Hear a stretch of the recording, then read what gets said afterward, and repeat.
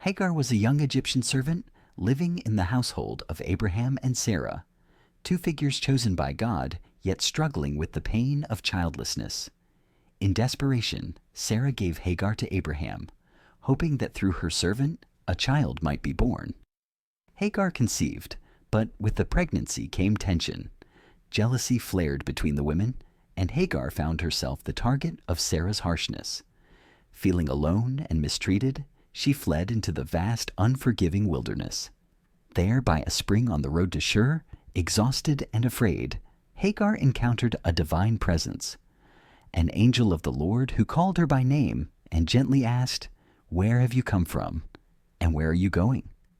In that dry, desolate place, the angel gave her a message of profound hope. She was to return and endure, for the child she carried would be a son, and his name would be Ishmael, meaning God hears.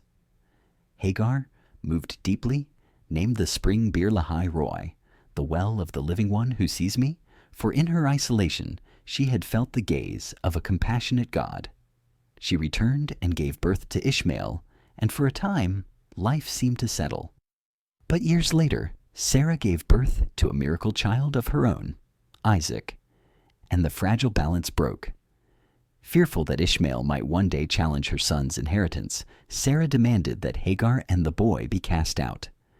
Abraham, heartbroken but obedient, sent them into the desert of Beersheba with only a skin of water and some bread. Under the scorching sun, mother and son wandered until the water was gone. Fearing the worst, Hagar placed Ishmael under the shade of a bush and walked away, unable to bear the sight of his suffering. She wept, and in the stillness of that moment, heaven answered once again. An angel called from above, telling her not to be afraid. God had heard the cries of the boy. Then her eyes were opened, and she saw a well of water. She ran to it, filled her skin, and gave her son a drink. Hope returned to the desert. Ishmael would live. He grew strong in the wilderness, becoming a skilled archer, and he would go on to father a great nation. Hagar, the servant once cast aside, became the mother of a people. Her story, told in both the Bible and the Quran, is not just one of survival, but of divine mercy in the harshest places.